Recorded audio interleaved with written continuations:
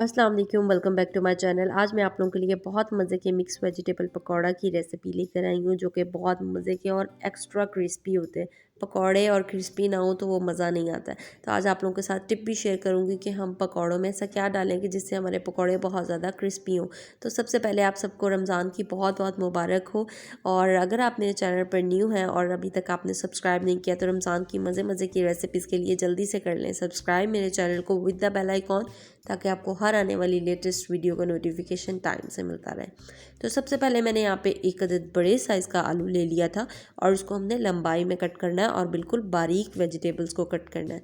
जितनी आपकी बारीक वेजिटेबल्स की कटिंग होगी उतना ज़्यादा आपका पकौड़ा क्रिस्पी होगा।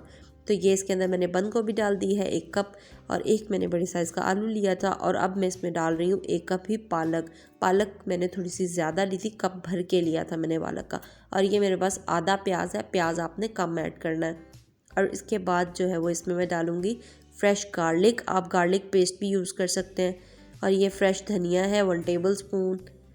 और ये मेरे पास है बैंगन, ये थोड़ा सा एक्स्ट्रा बच गया था क्योंकि बैंगन काफ़ी बड़ा था साइज़ में, तो इसको मैंने पानी में डिप कर दिया था ताकि बैंगन काला ना हो। तो ये इसके अंदर मैं बैंगन भी ऐड कर रही हूँ।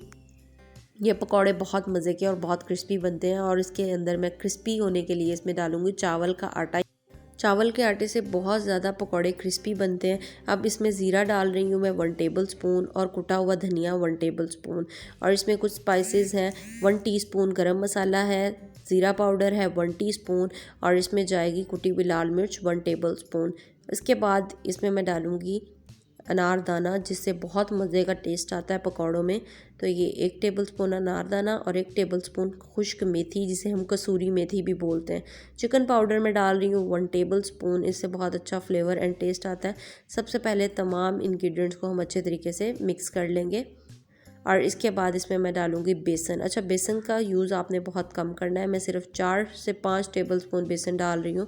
और हमने पहले इसको बहुत अच्छे तरीके से हाथों से मिक्स करना है, और पानी हमने बहुत कम ऐड करना है इसमें।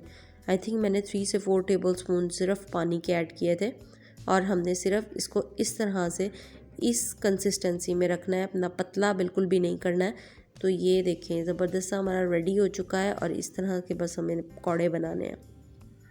तो इसमें नमक मैं हमेशा एंड में डालती हूँ। एंड में डालने का मकसद क्या होता है कि ना तो आपके आलू बहुत ज़्यादा सॉफ्ट होते हैं और प्याज भी बहुत ज़्यादा पानी छोड़ते हैं। तो जब आपने पकौड़े बनाने हो तब आप एंड में जो है वो इसमें नमक ऐड करें। और ये मैंने हल्दी इसमें ऐड किया, हल्दी मैं बताना भूल गई थी और मैं डालना भी भूल गई थी हल्दी।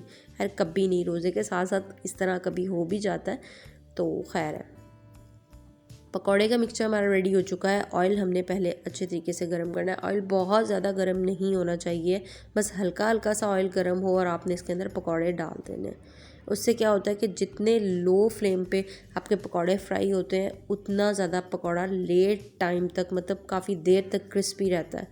तो ये मैं सारे पकौड़े इसमें ऐड कर दूँगी। और पकौड़े ऐड करने के बाद आपने इसमें चम्मच नहीं चलाना है जब तक फ्राई होकर हल्के हल्के ऊपर नहीं आ जाते पकौड़े। तो ये देखिए फ्राई हो रहे हैं, और ये देखिए ज़बरदस्त। अब इसकी मैं साइड चेंज करूँगी। ये देखिए ऊपर नज़र आना शुरू हो चुके हैं। तो ये बहुत मज़े के बनते हैं, आप सेम रेसिपी के साथ ज़रूर ट्राई कीजिएगा। और मैंने आपको खट्टी मीठी इमली की चटनी बनाना सिखाई थी, तो वो मैं ऊपर आई बटन में उसका लिंक दे दूँगी। आप लोग ज़रूर उस रेसिपी के साथ पकौड़ों को इंजॉय कीजिएगा। तो माशाल्लाह से पकौड़े हमारे बन चुके हैं और बहुत मज़ेदार खुशबू आ रही है। आप लोग ये रेसिपी ज़रूर ट्राई कीजिएगा। इंशाल्लाह रमज़ान की नई नई रेसिपीज़ भी आप लोगों के लिए आती रहेंगी। और अगर आपने चैनल को सब्सक्राइब नहीं किया तो ज़रूर सब्सक्राइब कर लें।